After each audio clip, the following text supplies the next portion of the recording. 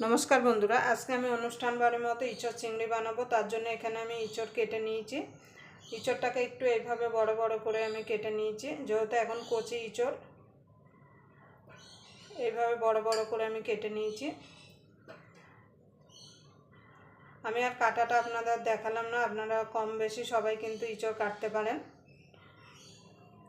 আমি কিভাবে অনুষ্ঠান বাড়ির মতো ইচড় চিংড়িটা বানাই তার জন্য পুরো ভিডিওটা দেখবেন, আশা করি আপনাদের ভালো লাগবে। যদি ভিডিওটা দেখে আপনাদের ভালো লাগে অবশ্যই একটা লাইক করে দেবেন, শেয়ার করে দেবেন আর চ্যানেলটা সাবস্ক্রাইবার করে নেবেন আর পাশের বেল আইকনটা অবশ্যই বাজিয়ে দেবেন আমি যখন কোনো নিত্য নতুন রেসিপি আপলোড করব সবার আগে পাওয়ার জন্য। তাহলে চলুন প্রথমে আমি ইচড়টাকে সিদ্ধ করে নেব। তার জন্য দিয়ে দেবো ইচড়ের মধ্যে জল, খুব বেশি জল দেবো না। আপনারা চাইলে এর মধ্যে আলু দিয়ে সিদ্ধ করে নিতে পারেন। দিয়ে দেবো নুন, দিয়ে দেবো হলুদ গুঁড়ো আর দিয়ে দেবো সামান্য একটুখানি সর্ষের তেল। সর্ষের তেল দিলে কি হবে, তাহলে যাতেই আপনারা সিদ্ধ করেন না কেন, প্রেসার কুকারে সিদ্ধ করেন কিংবা কড়াইতে সিদ্ধ করেন, তাহলে আঠাটা লাগবে না। এবার আমি ঢাকা দিয়ে একটা সিটি মেরে নেব। আপনারা আপনাদের প্রেসার কুকার বুঝে সিটি মেরে নেবেন, কারণ সবার প্রেসার কুকারে কিন্তু একরকম সিটি পড়ে না। দেখুন বন্ধুরা, ওদিকে মানে ইচড়টা সিদ্ধ হতে হতে এখানে আমি চিংড়ি মাছ নিয়েছি। এবার চিংড়ি মাছে আমি নুন হলুদ মাখিয়ে নেব।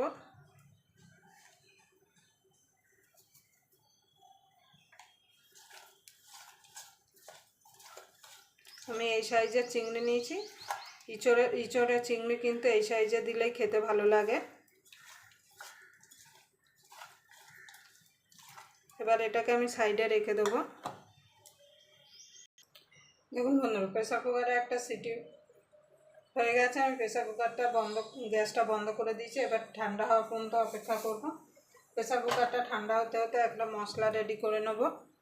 দেখুন বন্ধুরা, কড়াইটা গরম হয়ে গেছে। দিয়ে দেবো দুটো শুকনো লঙ্কা, গোটা জিরে, ধনে আর গোটা গোলমরিচ একসঙ্গে ভেজে নেব।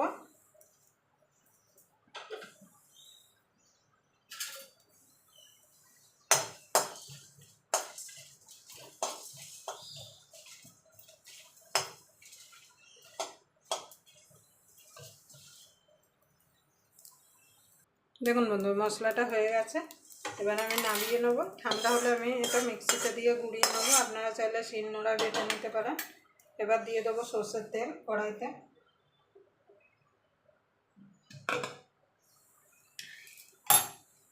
এবার তেলটা ভালো করে গরম করে নেব। দেখুন তেলটা গরম হয়ে গেছে। এখানে আলু আমি এইভাবে কেটে নিয়েছি। আপনারা চাইলে আরও ছোট করে দিতে পারেন। আলুগুলোকে প্রথমে লাল লাল করে ভেজে নেব।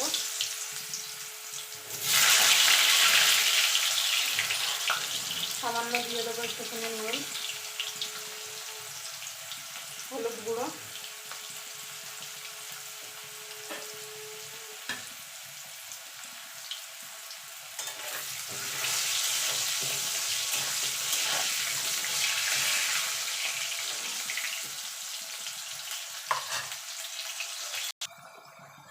দেখুন আলুটা ভাজা হয়ে গেছে, তুলে নেব।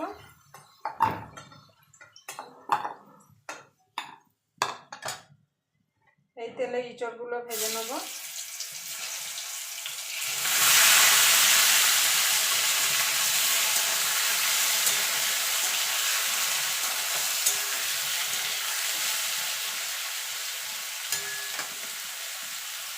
দেখুন বন্ধু, ইচড়টা ভাজা হয়ে গেছে, ইচড়টা তুলে নেব।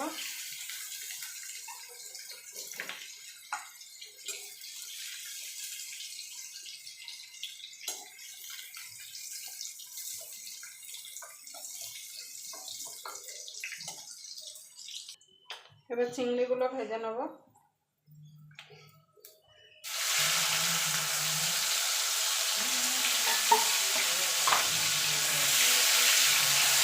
চিংড়িগুলো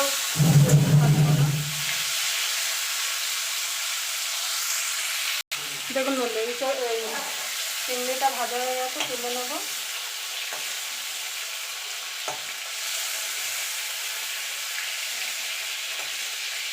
আমি এই তেলে রান্নাটা করব, তার জন্য ফোড়নে দিয়ে দেবো দুটো তেজপাতা, গোটা গরম মশলা,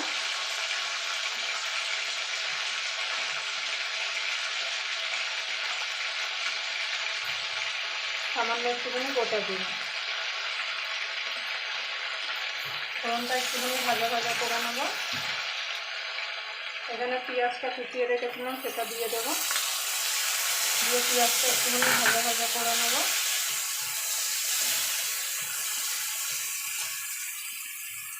দেখুন বন্ধু, পেঁয়াজটা ভাজা ভাজা হয়ে গেছে। দিয়ে দেবো আদা রসুন বাটা। এখানে আদা রসুন আর কাঁচা লঙ্কা আমি একসঙ্গে পেস্ট করে রেখেছি, সেটা দিয়ে দেবো। দিয়ে আদা রসুনটা দিয়ে ভালো করে আরও মিনিট খানেক একটু নাড়াচাড়া করে নেব। দিয়ে দেবো কিছু গুঁড়ো মশলা, হলুদ গুঁড়ো, ধনের গুঁড়ো, জিরের গুঁড়ো, ঝাল লঙ্কার গুঁড়ো।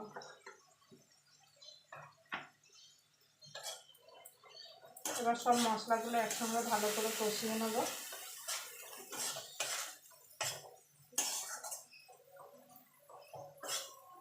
এখানে টমেটো বেটে রেখেছিলাম, সেটাও দিয়ে দেবো।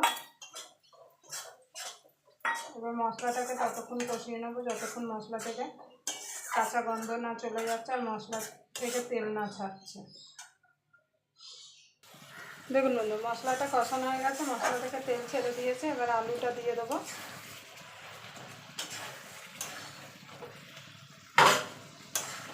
আলুটা দিয়ে মিনিট খানেক একটুখানি আগে কষিয়ে নেব।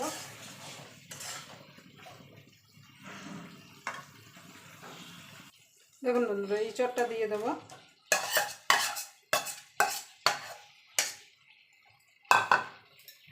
চিংড়ি মাছটাও দিয়ে দেবো।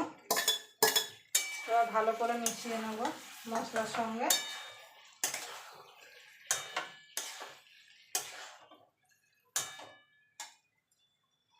দেখুন বন্ধু, ভালো করে কষিয়ে নিয়েছি। এবার দিয়ে দেবো জল। খুব বেশি জল দেবো না।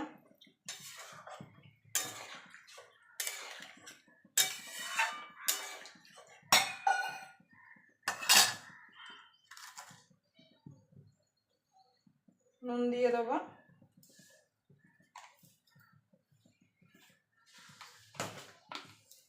সামান্য একটুখানি চিনি দিয়ে দেবো। দিয়ে এটা ঢাকা দিয়ে ফুটতে দেবো। দেখুন বন্ধু, এঁচোড়টা হয়ে গেছে। দিয়ে দেবো ভাজা মশলাটা।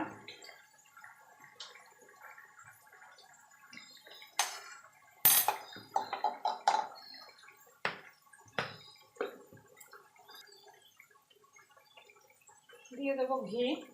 ঘিটা কিন্তু অবশ্যই দিতে হবে। দিয়ে দেবো গরম মশলা।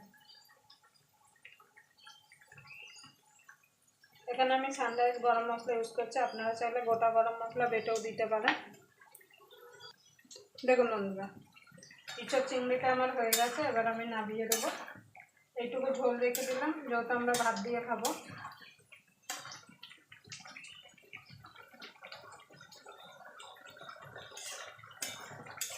ঠান্ডা হলে আর একটু শুকিয়ে যাবে।